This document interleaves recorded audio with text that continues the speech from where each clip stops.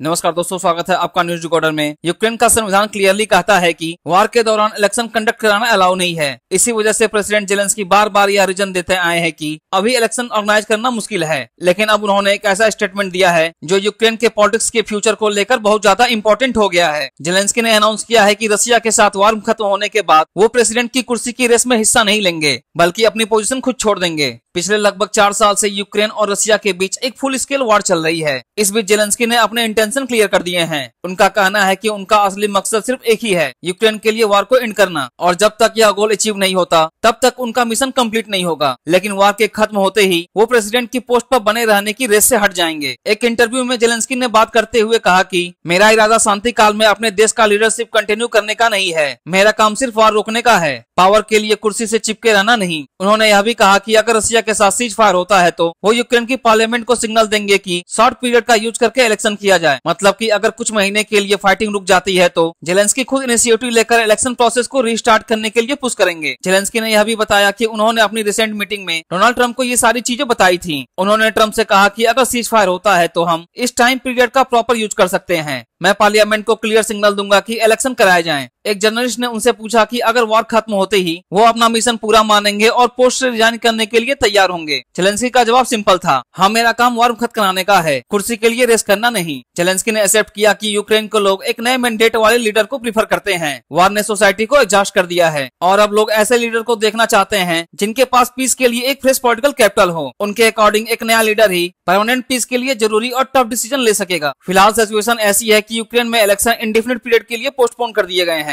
Security threats और संविधान के रिस्ट्रिक्शन इसके पीछे मेजर रीजन है। लेकिन जेलेंस्की का मानना है कि सीज फायर के दौरान ये पॉसिबल बनाया जा सकता है। 2019 में जेलेंस्की ओवरहेलिंग मेजॉरिटी के साथ यूक्रेन के प्रेसिडेंट बने थे। अगर रशिया के साथ वार न हुई होती तो उनका 5 साल का टर्म ऑफिशियली मई 2024 में खत्म हो चुका होता। वार के इनिशियल मंथ में उनकी पॉपुलैरिटी रिकॉर्ड ब्रेकिंग थी, लगभग 90%। उनकी लीडरशिप को हीरोइक तरीके से देखा गया था। लेकिन जैसे जैसे वार खिंचती गई, क्रिटिसिज्म भी बढ़ता गया। फरवरी 2025 में डोनाल्ड ट्रंप ने क्लेम किया था कि जेलेंस्की की पॉपुलैरिटी गिरकर सिर्फ 4% रह गई है। लेकिन इंडिपेंडेंट सर्वे और पोल कुछ और ही कहानी बताते हैं। लेटेस्ट पोल के अकॉर्डिंग उनकी अप्रूवल रेटिंग अभी भी 60% से ज्यादा है, जो किसी भी वार टाइम लीडर के लिए इंप्रेसिव माना जाता है। वहीं जुलाई 2025 में उनके कुछ पार्लियामेंट्री कलीग ने यूक्रेन के इंडिपेंडेंट एंटी करप्शन एजेंसी को कमजोर करने की कोशिश की, तब जेलेंस्की को अपने घर के अंदर ही अपोजिशन फेस करना पड़ा। लेकिन जब इस मूव को तुरंत रिवर्स करना पड़ा तब यह क्लियर हो गया कि यूक्रेन की डेमोक्रेसी जर्नी अभी फ्रजाइल है। इस घटना ने डाउट जरूर क्रिएट किए थे कि जेलेंस्की की लीडरशिप में डेमोक्रेसी कैसे सरवाइव कर रही है। यूक्रेन का कॉन्स्टिट्यूशन मार्शल लॉ के दौरान इलेक्शन को स्ट्रिक्टली बैन करता है और अभी वार के चलते मार्शल लॉ कंटिन्यू है। मतलब लीगली इलेक्शन कराना पॉसिबल ही नहीं है। हाँ, अगर जेलेंस्की चाहे तो वो पार्लियामेंट में एक बिल इंट्रोड्यूस कर सकते हैं जो इस रूल को टेम्पररी बाईपास करे। पार्लियामेंट में उनकी पार्टी की मेजॉरिटी की वजह से वो बिल इजिली पास हो जाएगा। लेकिन असली चैलेंज लीगल नहीं है, सिक्योरिटी और लॉजिस्टिक भी बड़े ऑब्स्टेकल हैं। वहीं यूक्रेन की लगभग 20% टेरिटरी अभी भी रशिया के कंट्रोल में है। मिलियंस ऑफ यूक्रेनियन डिस्प्लेसमेंट और रिफ्यूजी सिचुएशन फेस कर रहे हैं। अगर रशिया चाहे तो इलेक्शन को इजिली डिस्टर्ब कर सकता है। मिसाइल अटैक, साइबर अटैक और डिसइंफॉर्मेशन कैंपेन इलेक्शन के प्रोसेस को कम्प्लीटली डीरेल कर सकते हैं। इसी वजह से अभी के लिए इलेक्शन कराना ऑलमोस्ट इम्पॉसिबल लगता है। लेकिन जेलेंस्की बिलीव करते हैं कि अगर सीज फायर होता है तो उस वक्त सिक्योरिटी मैनेज करके इलेक्शन ऑर्गेनाइज किया जा सकता है। लेकिन इससे एक चीज तो क्लियर हो जाती है, जेलेंस्की ने अपनी पॉलिटिकल इंटेंशन ओपनली पब्लिक के सामने रख दी है। वो सिर्फ वार को एंड करने के मिशन पर हैं। वो चाहते हैं कि उनके बाद कोई नया लीडर आए जो पीस के लिए नेसेसरी डिसीजन ले। ये स्टांस उन्होंने एक यूनिक पोजीशन में रखा है।